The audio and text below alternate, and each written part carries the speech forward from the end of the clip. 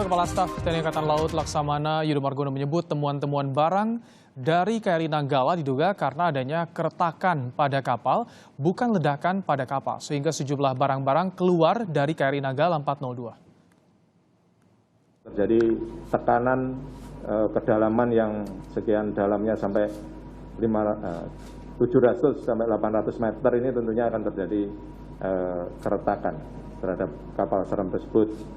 Ya, sehingga barang-barang ini terbukti barang-barangnya bisa keluar, yang mana barang ini sebenarnya berada di dalam. Apalagi di yang teflon yang miliknya untuk penahan atau pelurusnya torpedo shoot ini sampai bisa keluar, berarti terjadi keretakan yang besar. Titik koordinatnya diperkirakan bergeser dari tenggelamnya itu ke selatan dari sekitar 2 mil.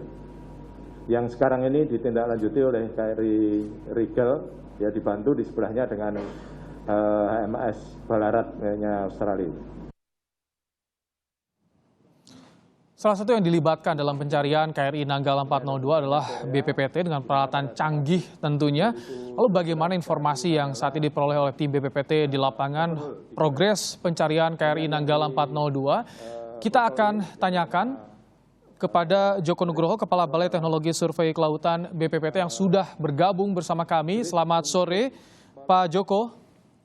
Selamat sore, Pak Ibrahim. Baik, Pak Joko, tadi kita simak bersama hasil temuan-temuan dari pencarian KRI Nanggala 402. Disampaikan pula kedalamannya diperkirakan 850 meter.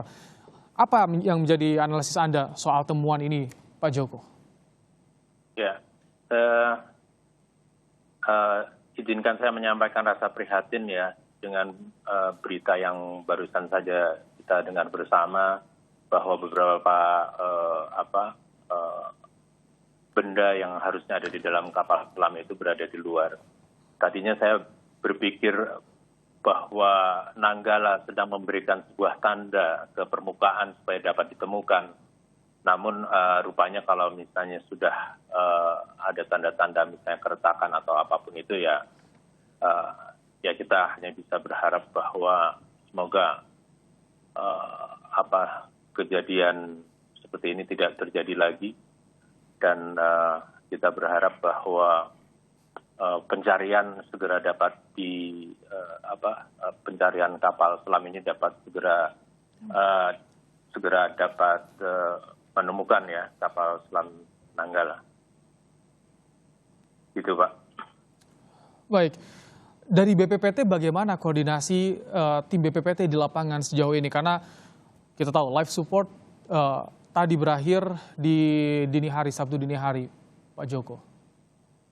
Ya, BPPT mengirimkan tenaga ahlinya ya untuk bergabung bersama tim Basarnas yang berada di kapal Arjuna dengan menggunakan peralatan magnetometer, dan diharapkan memang magnetometer ini bisa mendapatkan anomali keberadaan kapal selam itu entah di badan air atau di dasar laut.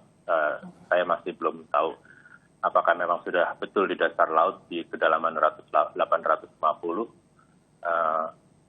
Begitu, jadi masih, dan kebetulan kapal Arjuna Basarnas juga sudah diberikan area-area tertentu, mungkin dari ketua Satgas dari SAR ini, sehingga menyisir untuk area-area tertentu pula. Jadi mungkin ada beberapa kapal yang mempunyai kemampuan untuk penyisiran di dasar laut, sehingga kapal Basarnas yang sudah dilengkapi magnetometer ini juga sudah memiliki area tertentu. Sejauh ini belum ada. Belum ada tangkapan sinyal magnet tertentu. Belum ada.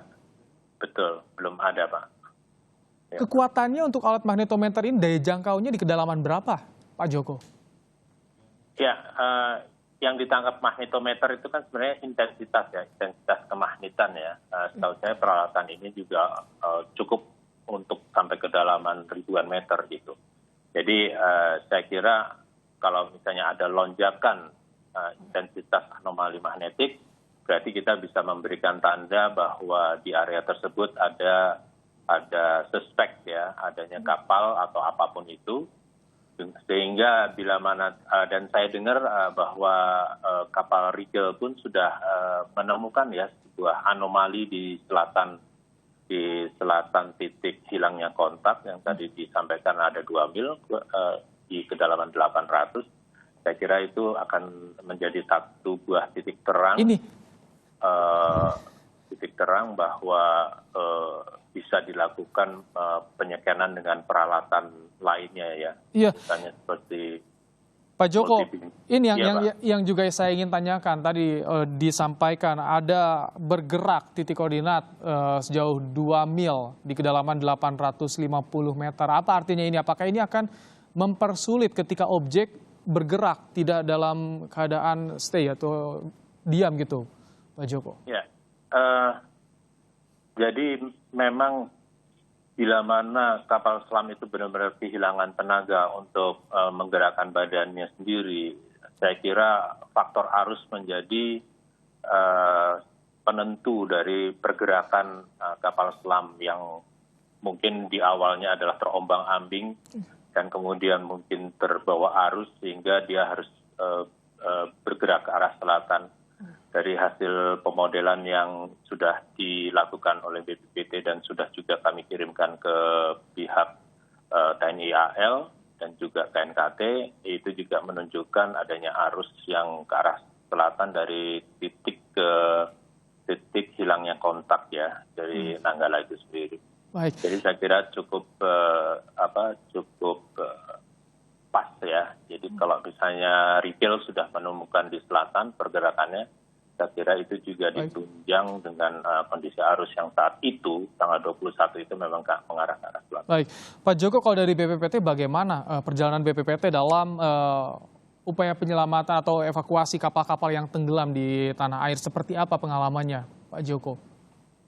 Ya, jadi beberapa kali memang kami melalui KNKT, lalu permintaan itu dari pihak KNKT meminta BPPT beberapa kali melakukan investigasi atau pencarian kapal pada transportasi laut khususnya atau air ya, karena kami juga pernah dulu melakukan pencarian kapal penumpang di Danau Toba ya, jadi kita mengerahkan peralatan.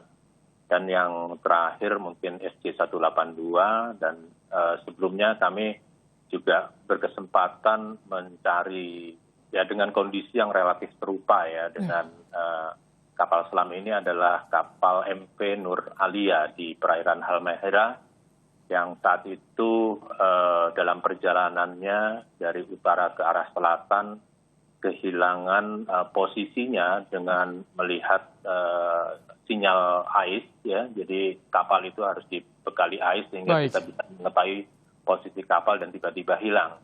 Dan itu sudah dilakukan pencarian oleh beberapa pihak dan sudah mendapatkan juga beberapa ciri atau suspek yang dimaksud. Namun kemudian Barunajaya saat itu dengan dilengkapi multibim ya, dan kemudian kita lakukan backscatter dan juga adanya side scan sonar plus MAGI. Multi-beam echo sounder Pak Joko yang bisa menjangkau di kedalaman 1 km. Artinya BPPT sudah melakukan pemodelan untuk pencarian kapal KRI Nanggala 402. Ini tentu menjadi modal yang besar untuk memudahkan proses pencarian KRI Nanggala 402. Terima kasih Pak Joko Nugroho, Kepala Balai Teknologi Survei Kelautan BPPT telah bergabung bersama kami di Kompas Petang, Saudara.